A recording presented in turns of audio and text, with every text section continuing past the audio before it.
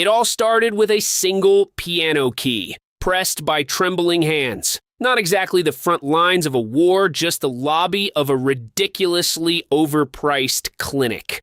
We all know the type. The guy whose entire personality is wrapped up in his tailored suit and his bank balance. He walked in thinking he owned the room. But he was about to get completely dismantled by the quietest guy sitting in the corner. No shouting, no drama, just a brutal, unforgettable lesson from a silent legend on what actual power looks like.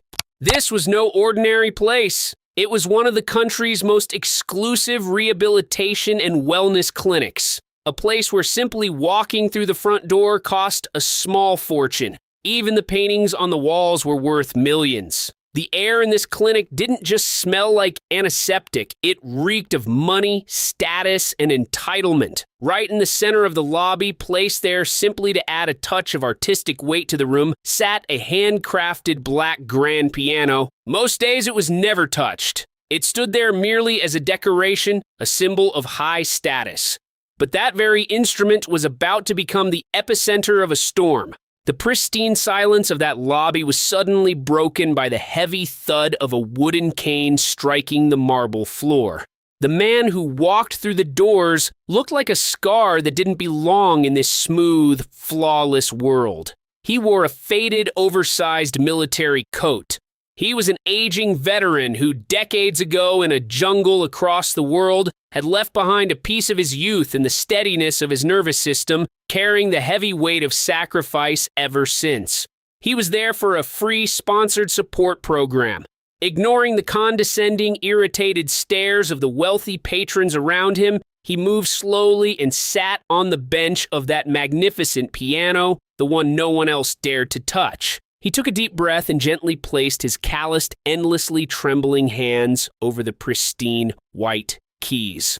The first few notes echoed through the vast marble room. Because of his trembling hands, the melody wasn't technically perfect. There was a slight hesitation, a stutter in the rhythm, but it carried a deep, raw emotion, a lifetime of pain and resilience poured into a simple song.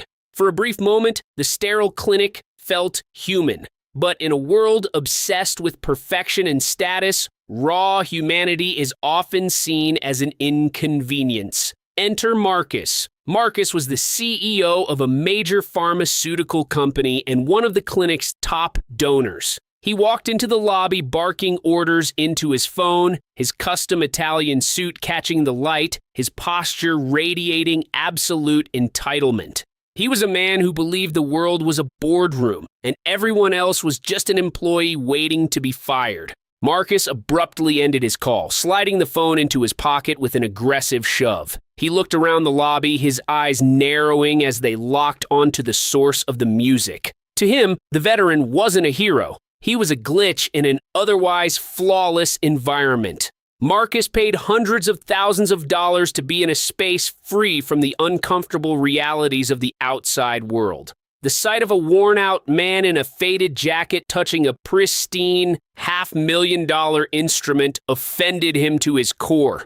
He didn't see the sacrifice in the old man's trembling hands. He only saw a peasant touching a king's treasure.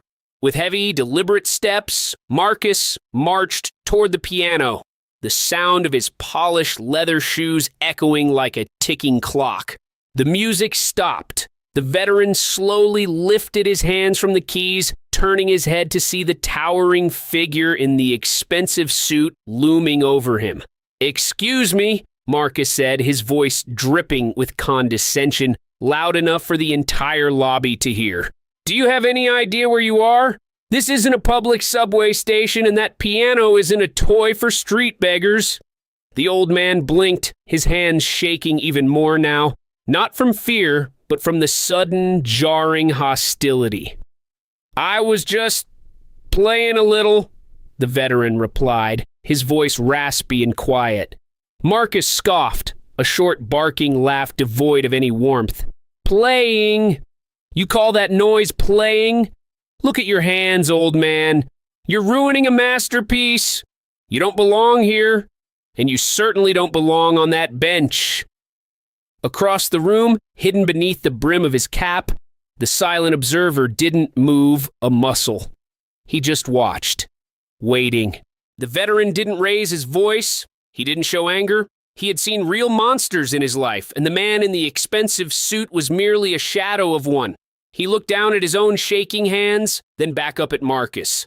The doctor said the piano helps with the nerve damage. The old soldier explained quietly, his voice carrying the quiet dignity of a man who had nothing left to prove. It calms the tremors. But empathy was a foreign language to a man like Marcus. I don't care what your doctor said, the CEO snapped, his face contorting with disdain. I pay a premium to relax in this lobby, not to listen to some broken old man fumble through a song. If you need therapy, go to a public hospital where you belong. The tension in the room was palpable. A sleekly dressed clinic manager hurried over, her heels clicking rapidly against the marble floor. But she didn't come to defend the old soldier. Knowing Marcus was a millionaire donor, she bowed to the heavy weight of his wallet. Mr. Thornton, is there a problem? She asked, her voice trembling slightly. Marcus pointed a manicured finger at the veteran. Get him out of here! He's disturbing the peace. I won't tolerate this kind of low-class intrusion in a facility I fund. The manager turned to the veteran, her eyes filled with apologetic cowardice. Sir, she whispered, maybe it's best if you step away from the piano. The veteran's shoulders slumped. He had survived artillery fire, endless nights in the mud, and unimaginable loss, but being stripped of his dignity in front of a silent, complicit crowd was a different kind of wound. Without a word of protest, he reached for his wooden cane, preparing to retreat into the shadows. The arrogant CEO smirked, reveling in his perceived victory, crossing his arms like a king who had just banished a peasant. But just as the veteran stood up, a sharp, crisp sound echoed from the far corner of the lobby. Snap! It was the sound of a newspaper being folded. The tall, weathered man in the leather jacket finally stood up. He didn't rush. He didn't shout. He walked toward the piano with the slow, deliberate stride of a man who owned every room he ever entered. The veteran had only taken 2 painful steps toward the exit when he felt a heavy, steady hand rest gently on his shoulder. It wasn't the forceful grip of a security guard, nor the pitying touch of the clinic manager. It was the firm, grounding anchor of a man who understood the weight of the world. The old soldier looked up, his eyes meeting the calm, piercing blue gaze of the stranger in the leather jacket. You haven't finished your song, soldier, the tall man said, his voice a low, gravelly rasp that seemed to vibrate through the marble floor. The veteran hesitated, glancing nervously at the furious CEO and the anxious manager. They don't want me here, the veteran mumbled. The stranger offered a faint, reassuring smile. I didn't ask what they wanted. I asked to hear the rest of your song. Marcus's face flushed with a dark, indignant red. He wasn't used to being ignored. In his world, when he spoke, people moved. Hey, old man, Marcus barked, stepping aggressively toward the piano. Are you deaf? I just told him to leave. This isn't a public concert hall, and neither of you belong here. The stranger didn't even turn his head. He acted as if Marcus was nothing more than a minor draft of wind passing through the room. Slowly, deliberately, the tall man guided the veteran back to the bench and sat down right beside him. He reached up, pulled the weathered cap from his head, and set it gently on top of the polished black wood. It was an act of complete, silent defiance. The clinic manager gasped softly, finally recognizing the profile of the man sitting at the keys, but she was too stunned to speak. The stranger looked at the veteran's shaking hands, then placed his own steady, capable hands over the lower keys. You take the melody, the gravelly voice whispered. I'll carry the rhythm. And then he began to play. The music that flowed from the piano was no longer hesitant or broken. The stranger's flawless, deep bass notes provided a rock-solid foundation, catching every imperfection of the veteran's trembling hands and turning it into a heartbreakingly beautiful harmony. It was a masterclass in jazz, blues, and pure soul. The lobby fell dead silent. The clicking of phones stopped. The wealthy patrons lowered their heads, suddenly feeling the profound weight of the moment. And Marcus just stood there, his expensive suit suddenly feeling very heavy, completely paralyzed by a language he didn't understand, the language of solidarity. The final chord lingered in the air, a warm, resonant vibration that seemed to chase the sterile chill out of the clinic. The veteran slowly lifted his trembling hands from the keys. For the first time since he walked into that building, he didn't look like a broken man. He looked like a soldier who had just found his peace. The silence that followed was heavy, thick, with the unspoken realization of everyone in the room that they had just witnessed something extraordinarily pure. But purity is a mirror that arrogance cannot stand to look into. Marcus, realizing he had completely lost control of the room, felt his ego flare into a blinding rage. He couldn't accept being silenced by a piece of music. "Are you two done playing your little game?" Marcus snapped, his voice sharp and jarring, shattering the beautiful quiet. "Because I am still waiting for management to clear this lobby." The tall stranger didn't rush. He never did. Slowly, with the deliberate grace of a predator assessing its prey, he turned around on the piano bench. He didn't stand up to intimidate Marcus. He didn't need to. He simply rested his large hands on his knees and looked up. It was a gaze the world had seen on massive silver screens for decades, a piercing, unyielding stare that could strip a man of his pretenses in a fraction of a second. Marcus opened his mouth to issue another threat, but the words died in his throat. His eyes widened as the shadow of the cap lifted, fully revealing the weathered, iconic face. "You?" Marcus stammered, his confident posture collapsing instantly. "You're Clint Eastwood." The name rippled through the lobby in frantic whispers.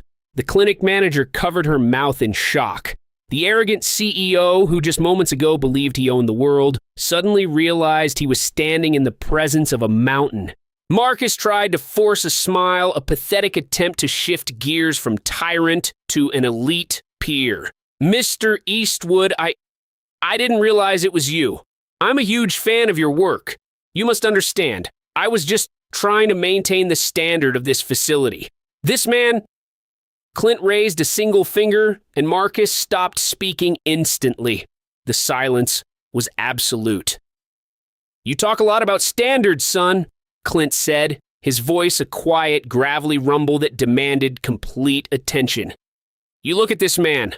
A man who left pieces of himself in a jungle so you could have the freedom to wear that expensive suit. And you call him broken." Clint stood up slowly, towering over the CEO. He stepped closer, not threateningly, but with the heavy presence of unavoidable truth. "You look at his trembling hands and you see a flaw," Clint whispered, his words cutting deeper than any knife. "But let me tell you something. The only broken thing in this room is your soul." For a man who had built his entire life on the belief that his wealth made him untouchable, the silence in that room was a crushing weight. Marcus looked around, his eyes darting from the clinic manager to the other wealthy patrons, desperately searching for an ally. But he found nothing except cold, judgmental stares. His money could buy him a board of directors, but it couldn't buy him respect in this room. Not anymore. His face pale and his pride shattered into a million irrecoverable pieces. Marcus didn't utter another word. He grabbed his expensive leather briefcase, his movements stiff and awkward, and quickly walked toward the exit. The heavy glass doors slid open, and the arrogant CEO stepped out into the freezing rain, leaving behind a room that felt suddenly wonderfully lighter. As the doors closed behind Marcus, the clinic manager nervously stepped forward. She smoothed her skirt, a panicked, apologetic smile plastered on her face, ready to offer Mr. Eastwood a private room, complimentary services, anything to save the clinic's reputation. But Clint didn't even grant her the dignity of his gaze. Without a word, He simply raised his hand, a small, dismissive gesture that told her everything she needed to know. Your apologies mean nothing if they only come when you realize who I am. The manager stopped in her tracks, her face burning with shame, and quietly retreated to the front desk. Clint, ignoring the whispering crowd and the sudden awe radiating through the lobby, slowly sat back down on the wide leather bench right next to the old soldier. The veteran looked at the Hollywood legend sitting beside him, still processing what had just happened. You didn't have to do that for me, Mr. Eastwood, the old soldier rasped, his voice thick with emotion. Clint kept his eyes on the black and white keys. A good melody shouldn't be interrupted by meaningless noise, Clint replied softly. The veteran looked down at his trembling hands, a lingering insecurity in his eyes. He was right about one thing, though. I am ruining the piano. Look at my hands. They won't stop shaking. Clint slowly turned his head, his piercing blue eyes locking onto the veteran. Listen to me, Clint said, his voice carrying the weight of absolute sincerity. They buy pianos like this to look at them, to show them off. But you play it to feel something. Your hands aren't ruining anything. They're telling a story that people like him will never have the courage to understand. The veteran stood up. The tremors in his hands hadn't magically disappeared, but the heavy burden of shame that society had placed on his shoulders was gone. He stood a little taller, his chin raised, the pride of a soldier fully restored. He gave a silent, respectful nod to the legend sitting at the piano, pulled his faded coat tightly around himself, and walked out through the glass doors. He didn't leave as an outcast. He left as a man of honor. Clint watched him go, a faint, approving smile softening his weathered features. Then, without waiting for the applause or the fawning attention of the clinic staff, the tall stranger simply picked up his old cap, placed it back on his head, and walked back to his quiet chair in the corner. True heroes don't linger for the applause. They do what is necessary, and then they fade back into the shadows. Years have passed since that rainy afternoon in the clinic lobby. They say that Marcus's pharmaceutical empire eventually faced severe struggles because a foundation built entirely on arrogance and the belittlement of others is like a skyscraper built on sand. It only takes one storm to bring it all crashing down. We live in an era where everyone is shouting to be noticed. People buy expensive Italian suits, luxury cars, and million-dollar properties just to convince the world and perhaps themselves that they matter. But that afternoon proved a timeless truth. You can buy a $500,000 piano to decorate your lobby, but you cannot buy the soul required to play it. You can demand a VIP seat, but you cannot demand respect. Real wealth isn't measured by what you have in your bank account when things are going perfectly. Real wealth is measured by how you treat people when you hold all the cards. It's measured by how you look at a man whose hands are shaking from a war he fought for your freedom. Do you see a broken inconvenience, or do you see the very foundation of your own safety? Clint Eastwood didn't just play a hero on the silver screen. He showed us that day what true, quiet authority looks like.